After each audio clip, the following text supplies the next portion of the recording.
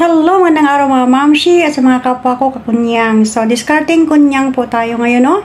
So, for my lunch is, ito po ang aking champorado. So, kahapon po, umalis po ang aking mga employer at sila po ay mayroong picnic dahil nga Sunday. So, ang ginawa ko, binoil ko na agad ang aking malagkit for ito nga, champorado. And iniisip ko na pang lunch ko today. So, pinoil ko muna siya kahapon and then ngayon ay ininit ko na lang at saka ko tinimplahan ng Milo at ng gatas at a bit of sugar. So, ganyan po ang mga diskarte sa kunyang dahil karamihan ng mga kunyang dito sa Hong Kong ay talaga nagre-reklamo sa kanilang food lalo na kapag lunch. Hindi po kami talaga regular na nagla-lunch o nagluluto ng lunch dito sa Hong Kong. Usually, ang mga employer nagpapagawa lang yan ng mga pasta or spaghetti for lunch, no? And then sa morning, breakfast nila ay ang bread and coffee.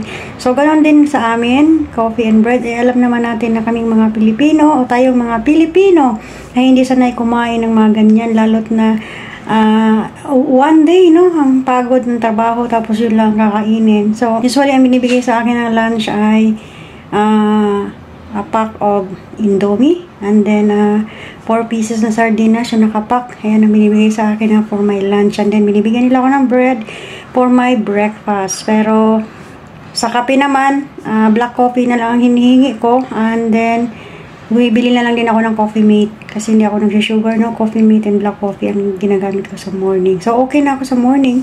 So, kapag tanghali at wala naman talaga kaming mapiprepare na pagkain, lalo na sa akin, minsan nagko-coffee na lang ako at nagbi-bread na lang din. Pero, kaya nga ito, kapag kami mga pagkakataon, talagang nagluluto na ako. So, ayan. Kaya ayan, nakapag-champorado ko ngayon dahil kahapon, na-boil ko na yung aking malagkit, no? Nailugaw ko na siya kahapon at ngayon, ininit ko na lang at saka ko siya tinimplahan. So, ganyan lang po mga diskarte sa Hong Kong.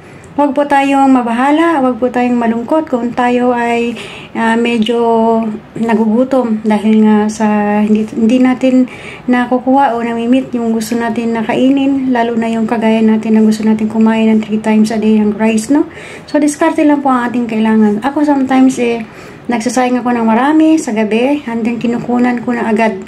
Tinatabi ko na yung para sa lunch ko kinabukasan para meron akong makain. So, ganyan lang po. Diskarte lang talaga ang kailangan. So, ayan po ang ating champorado. Nilagyan ko ng condensed milk sa ibabaw. Hindi ko na inopen ang aking i-buff milk at baka hindi ko mauubos at masisira lang. So, ayan. Nilagyan ko na lang siya ng fresh milk. So, ayan ang nilagay ko, fresh milk at then sugar. And then, nilagyan ko ng condensed sa ibabaw at a pack of Milo. So, ganyan lang guys. Share ko lang sa inyo. Kaya sa mga kunyang dyan, huwag kayong mabahala. Diskarte lang ang kailangan dito, no? Para tayo ay patuloy na makapaghanap buhay. Okay, thank you for watching. Have a nice day. God bless us all. And please don't forget to follow, like, and share my video.